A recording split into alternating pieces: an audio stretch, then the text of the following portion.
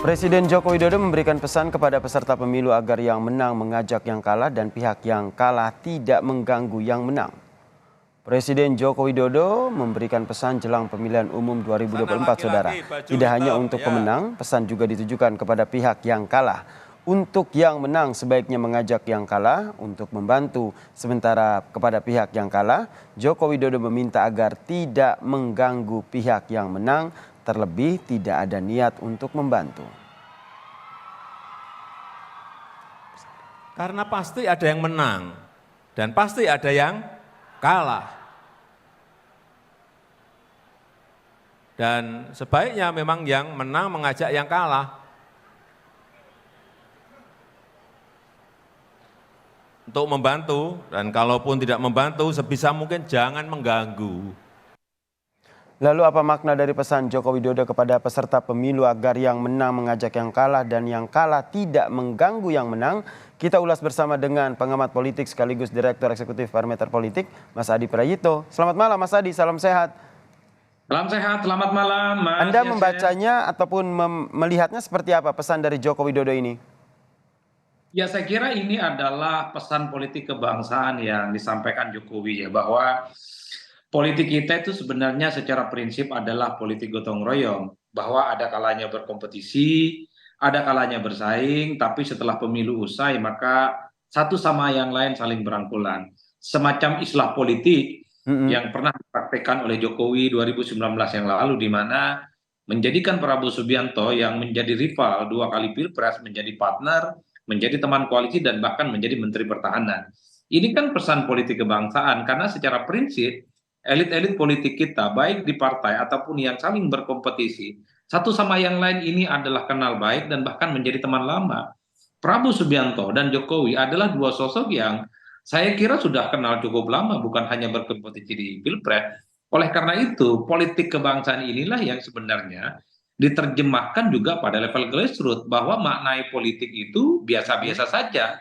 Jangan maknai politik itu seperti perang agama, perang antar suku, dan seakan-akan berebut surga dan neraka. Politik kita itu adalah politik perkawanan. Hari ini berteman, besok bisa jadi lawan. Hari ini lawan, besok menjadi sahabat. Oke, itu ya, hari ini lawan, kemudian besok setelah Pilpres begitu bisa jadi sahabat. Apakah oke nanti setelah Pilpres akan ada rekonsiliasi, namun Anda membacanya seperti apa jika melihat dinamika perpolitikan sekarang jelang pendaftaran Capres dan juga bacawa presnya ini? Ya, saya kira Pak Jokowi itu memberikan pesan politik kepada semua poros-poros politik yang potensial maju di 2024. Jokowi misalnya mengatakan bahwa kekisruhan dan kegaduhan itu justru terjadi di internal partai. Misalnya pada level poros politik di kubu perubahan, ini kan Nasdem misalnya dan Demokrat sampai hari ini masih bersitegang, terutama soal siapa cawapresnya Anies, kapan diumumkan, apakah cepat atau lambat. Sampai saat ini seakan-akan tidak ada titik temu.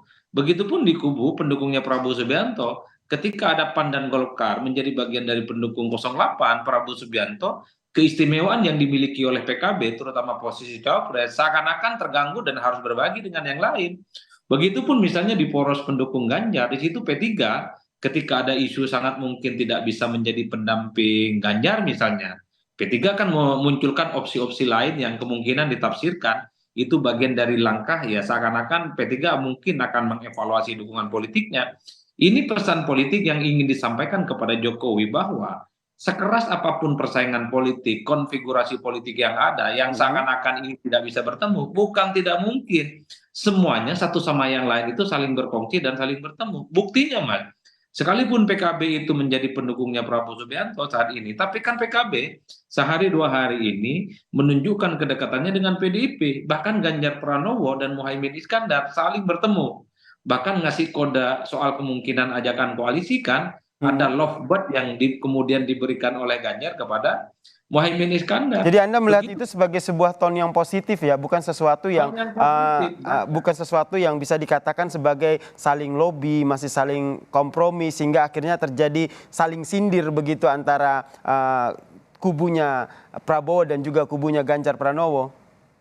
Ya, karena memang secara prinsip per hari ini atau 2-3 hari ini memang sangat kelihatan antara politisi PDIP dan Gerindra kan saling berbalas pantun, terutama soal food estate kan. terutama Betul. soal tuding menuding satu sama yang lainnya. Ini yang sebenarnya ingin dijelaskan oleh Pak Jokowi, bahwa yang ribut-ribut, yang mulai kelihatan hangat-hangat kuku itu adalah antar teman, antar teman-teman koalisi yang ada di internalnya Jokowi, Mas. Mhm. Pesan politiknya adalah memang pemilu itu seringkali membuat tensi politik naik.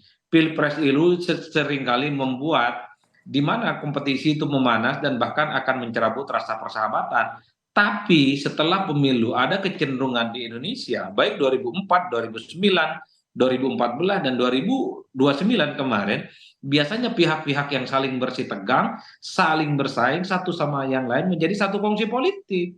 Nah, Di itu yang zaman diharapkan Jokowi, ya, ke depannya akan jadi satu kongsi politik. Nah, hangat-hangat ya, kuku seperti yang disampaikan oleh Joko Widodo. Anda melihatnya ke depannya nih, hangat-hangat kuku ini akan bisa diredam menjadi politik yang adem ayem oleh Joko Widodo begitu, atau semakin memanas nih ke depannya? Karena kalau kita lihat juga hasil survei ataupun melihat sosok dari baca pres baik Ganjar Pranowo maupun Prabowo Subianto nih, persaingannya ini nampaknya ketat banget nih Mas Adi.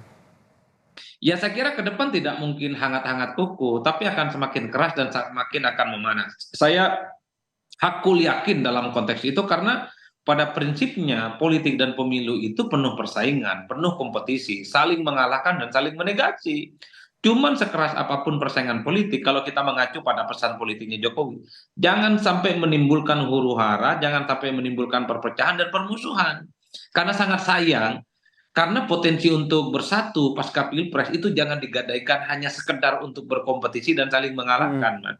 Nah, pada tataran elit, Jokowi sudah menyebutkan bahwa mereka ini antara elit satu sama yang lain saling berkomunikasi, saling ngopi, saling ngobrol, dan saling berinteraksi satu sama yang lain.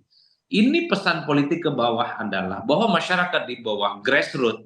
Mhm. Jadi, sekalipun mereka itu beda pilihan politik, jangan pernah menjadikan politik itu urusan surga dan neraka. Jangan pernah jadikan politik itu seakan-akan perang antar agama dan antar suku yang itu mempertaruhkan segala-galanya. Cukup sudah Baik. Pilpres 2019 mengajarkan banyak hal kepada kita, banyak orang cerai, kemudian keluarga besar Mhm. itu tercerai-berai gitu. Kemudian ada kuburan yang kemudian dibongkar hanya karena perbedaan politik yang menurut saya itu sangat tidak elok dan tidak nyaman buat pembangunan demokrasi kita ke depan. Baik, kita harapkan ya pesan damai dari Presiden Joko Widodo terkait dengan politik ataupun pemilu 2024 ini benar-benar bisa terrealisasi ya. Tidak hanya di grassroots tapi elit politiknya nih juga bisa memainkan peran politiknya baik-baik begitu. Terima kasih pengamat Setuju, politik Mas, dari setuju. Direktur Eksekutif Parameter Politik Mas Adi Prayitno telah bergabung bersama kami di Kompas Malam. Salam sehat Mas Adi. Selamat sehat.